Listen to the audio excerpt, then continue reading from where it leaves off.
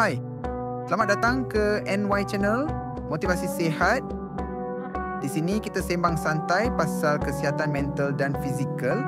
Sama ada korang tengah cari semangat baru, tips untuk kekal positif atau nak jaga kesihatan badan dengan cara mudah, channel ni memang untuk korang. So, let's go. Okey, jom kita bincang pasal sarapan dan kolesterol. Dua benda ni kan selalu buat kita fikir 2-3 kali. Tapi, apa kata kalau saya beritahu anda, cerita sebenar tentang sarapan kegemaran kita ni sebenarnya jauh lebih mengejutkan? Jom kita bongkar sama-sama. Bila sebut je nasi lemak, automatik kita akan fikir, alamak, kolesterol tinggi ni. Betul tak? Kita dah terbiasa dengar yang nasi lemak ni musuh utama jantung sihat. Tapi, macam mana kalau semua anggapan kita tu sebenarnya tak betul? Ini dia. Percaya atau tidak, ayat ni datangnya bukan dari calang-calang orang tau. Ini dari Dr. Atso Kanagawa, seorang pakar kardiologi dari Jepun. Dia kata, nasi lemak kita ni antara 10 sarapan paling sihat di dunia. Jadi, persoalan besarnya sekarang, macam mana pula hidangan yang kita risaukan selama ni boleh jadi begitu baik untuk kita? Okey, untuk faham semua ni, kita kena kenal dulu dengan watak utama dalam cerita ni, iaitu kolesterol.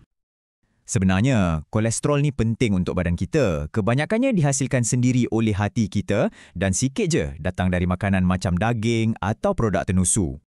Tapi, ini bahagian yang paling penting untuk kita faham. Tak semua kolesterol ni sama. Ada tim baik dan ada tim jahat. Macam dalam cerita-cerita tu. Senang cerita, bayangkan macam ni. LDL ni kolesterol jahat yang suka buat sepah. Dia tinggal buat plak dekat arteri kita sampai tersumbat. Manakala HDL pula kolesterol baik. Dia ni macam hero pembersih yang akan kutip balik semua sepahan LDL tu dan buang dari badan kita.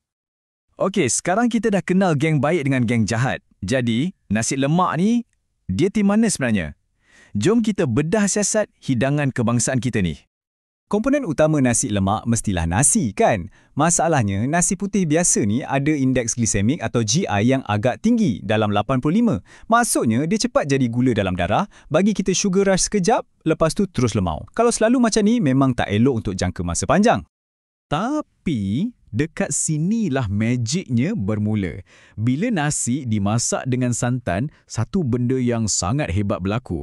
Santan tu bukan setakat bagi rasa lemah dan wangi je tau. Ia sebenarnya mengubah nasi tu pada peringkat kimia. Jadi, inilah transformasinya. Lemak dalam santan tu, dia tolong tukarkan kanji biasa dalam nasi kepada kanji degil atau resistant starch. Kanji ni, macam nama dia, degil sikit nak hadam. Dia bertindak macam serat. Apa hasilnya? Pertama, indeks glisemik nasi tu jatuh. Gula dalam darah tak naik mendadak. Dan yang paling best, kalori yang badan kita serap daripada nasi tu boleh kurang sampai 60%. Hebat kan? Jadi, nampak tak? Nasi lemak tu sendiri bukanlah penjahatnya. Masalah sebenar selalunya datang daripada lauk pauk tambahan atau pilihan sarapan lain yang kita ambil hari-hari. Ini dia senarai the usual suspects yang kita kena perhatikan. Makanan-makanan inilah yang penuh dengan lemak tepu dan lemak trans yang memang kerja dia naikkan paras kolesterol jahat LDL dalam badan kita. Dan ini satu perkara yang sangat penting. Macam yang Pertubuhan Telur Sedunia kata, kita kena tengok diet kita secara keseluruhan, bukan salahkan satu makanan je.